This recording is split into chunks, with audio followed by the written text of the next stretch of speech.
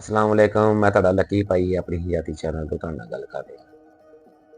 ਅੱਜ ਦਾ ਜਿਹੜਾ ਵਾਕਿਆ ਨਾ ਉਹ ਮੇਰਾ ਭਰਾ ਅਬਦੁਰ ਰਹਿਮਾਨ ਉਹਦੇ ਨਾਲ ਨਾ ਮੈਂ ਜਾ ਰਿਹਾ ਸੀ ਮੋਟਰਸਾਈਕਲ ਤੇ ਆਪਣਾ ਜਿਹੜਾ ਹੈਗਾ ਨਾ ਆਹ ਵਾਲਾ ਲੈਂਡ ਮੋੜ ਤੇ ਜਿਹੜੇ ਇਸ਼ਾਰੇ ਆ ਉਹਨਾਂ ਇਸ਼ਾਰਿਆਂ ਤੇ ਮੈਂ ਚਲਾ ਰਿਹਾ ਸੀ ਮੋਟਰਸਾਈਕਲ ਤੋਂ ਪਿੱਛੇ ਬੈਠਾ ਹੋਇਆ ਸੀ ਤੇ ਸ਼ਰਾਰਤ ਦੇ ਮੂਡ 'ਚ ਸੀਗਾ ਉਹ ਵੀ ਤੇ ਮੈਂ ਵੀ ਆਪਣਾ ਸਕੂਨ ਨਾਲ ਜਾ ਕੇ ਇਸ਼ਾਰੇ ਤੇ ਰੁਕ ਗਿਆ ਤੇ ਇਸ਼ਾਰਾ ਜਿਹੜਾ ਨਾ ਅਜੇ ਖੁੱਲਾ ਨਹੀਂ ਸੀ ਹੈਗਾ ਤੇ ਇਸ਼ਾਰੇ ਜਾਣੀ ਕਿ ਵਾਰੀ-ਵਾਰ ਸਿਰ ਖੁੱਲ੍ਹਣੇ ਸ਼ੁਰੂ ਹੁੰਦੇ ਆ ਤੇ ਭਾਈ ਅਬਦੁਲ ਮਾਨ ਨੇ ਨਾ ਮੇਰੇ ਤੋਂ ਪਿਛਲੀ ਸਾਈਡ ਤੇ ਬੈਠਾ ਤੇ ਉਹਨੇ ਬੈਠੇ ਨੇ ਨਾ ਇੱਕ ਇਸ਼ਾਰਾ ਬੰਦ ਹੋਇਆ ਨਾ ਤੇ ਉਹਨੇ ਇਦਾਂ ਹੀ ਕਹਿਤਾ ਚਲੋ ਬਈ।